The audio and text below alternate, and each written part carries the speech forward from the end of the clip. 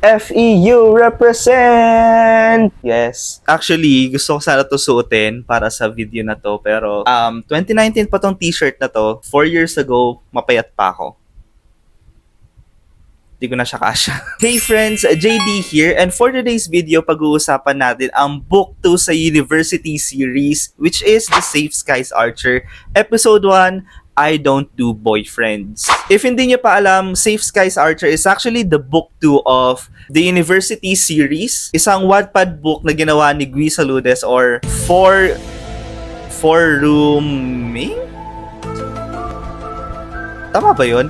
Hindi ko alam kung paano pronunciation, but it was written by Guy Saludes and she created this series in Wattpad na nag-garner lang naman ng mga million na readers sa Wattpad. I remember during pandemic, this is sobrang pinag-uusapan sa Twitter. Yung mga pinsan ko actually sobrang fan ng University series. There was a time that I was addicted in Wattpad and hindi ko alam kung babasahin ko ba to for this review. But if you guys want me to read the book so that I can compare it to the book, please comment nyo lang. I'll do it. So for this review, wala tong bias. I did not read the book. Wala akong alam kung ano yung kaibahan niya, magiging kaibahan niya sa book. Asahan nyo na wala tong comparison sa book niya. As I've said, this is the book 2 of the University series after the successful run of The Rain in España starring Heaven Paralejo and Marco Gallo. This time, the story will revolve around one of the Univercadas, which is si Yana. Safe Skies Archer is about Yana, a tourism student in FEU, according sa book, pero hindi nila sinasabi sa series. Kung saan in-offer niya si Hiro, isang young pilot student, na magkaroon sila ng no strings attached relationship. So before I continue, this review will have spoilers ha. So, lahat ng sasabihin ko lahat ng may spoilers. So, kung hindi nyo pa napapanood yan, go check it out. Yung episode 1 is already out on Viva One. Yeah, let's get started. Episode 1 pa lang, I actually fell in love with Yana already. Yung character kasi ni Yana, she's smart, brave, bold, beautiful, and very confident. Gagawin niya lahat para lang makuha yung mga gusto niya, but still, she's responsible. She doesn't let anything ruins her studies kahit na ganun siya magwalwal or kahit gaano pa siya lumandi, she still prioritizes her studies. And I love her for that. Studies first, girls. I mean, pati boys din. The thing that I also love about her is she's very tough. She's very strong, independent, and she doesn't need anyone to protect herself dahil kaya niya na yung sarili niya. She is played by Krisha Viaje, which I think is very charismatic for the role. Yung character kasi ni Yana is very charismatic itself na. So, kailangan lang ng konting oomph pa ni Krisha.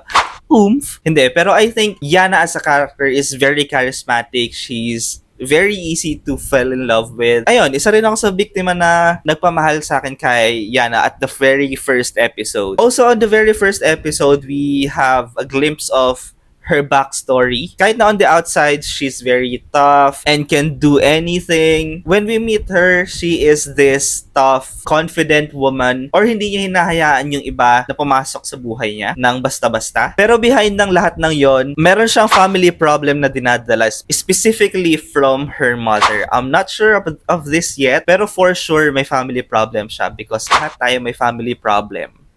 Diba? In this episode as well, pinakilala na sa atin si Hiro, yung isa sa main character played by Jerome Ponce. And wala tayo masyadong info sa kanya so far. So far, all we know is siyang anak ng may-ari ng Fly Asia na dream airline na makapasok ni Yana. Yun pa lang yung nakukuha kong information about sa kanya. But so far, mas nag-focus yung episode kay Yana. So si Yana lang pag-uusapan natin mostly. Pero in terms of performance, I think may pagka-vibe naman talaga si Jerome Ponce ng pagka-mysterious na aura, ganun. I think yun yung vibe na kinukuha niya sa character eh. But I'm not sure if ganun ba talaga siya sa libro or ganun ba talaga yung magiging character niya all throughout. We don't know yet. Wala pa tayong masyadong input kay Hiro. Probably sa mga susunod na episode, pag-uusapan natin yung character ni Hiro. But so far, pag-usapan muna natin si Yana. So si Yana, nag-set siya ng mga rules niya when in terms of flirting, ganun. Kaya makinig kayo.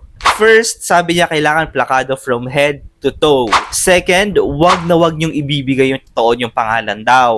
Lalo na kung di nyo naman bet. Third, maging direct at wag maging pabebe. Kung ano daw gusto nyo, sabihin nyo na. And fourth, karat sabay. Hindi talaga sinabi niya kasi karat.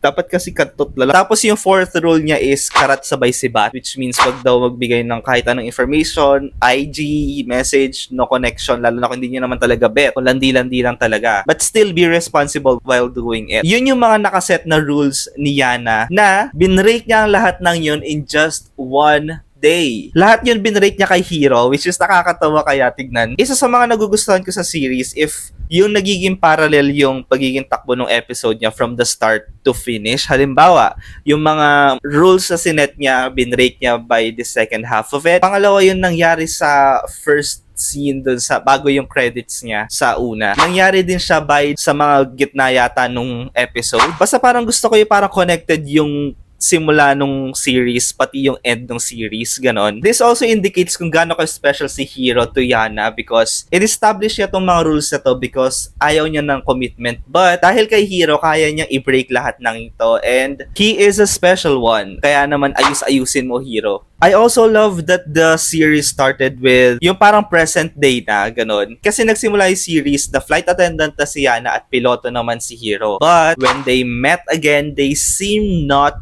be okay. Parang kinakabahan si Yana nung nakita ulit sila, ganon. And dahil doon, mayroon ng mystery feeling na ano na kaya nangyari sa kanila? What went wrong, di ba? Tapos yung susunod na eksena is how they started. Nagusto ko rin yung storytelling niya na pinapakita kung paano nakapasok si Hiro sa buhay ni Yana at kung paano niya nasira itong mga established rules ni Yana. It's very cute at I don't think that the writing feels so forced, ganon. For me, tama lang naman yung pacing ng pagkakilala nila because hindi naman siya mukhang in love agad, ganon. Hindi ni-indicate nung episode 1 na parang sobrang na in love na agad si Yana. It's more of sobrang attracted siya kay Hiro na na-break niya tong mga established rule na sinabi niya. And I love it. I actually like it. At least parang hindi masyadong minamadali yung storya, ganon. If there's anything that I did not like about the episode 1 is yung party scene.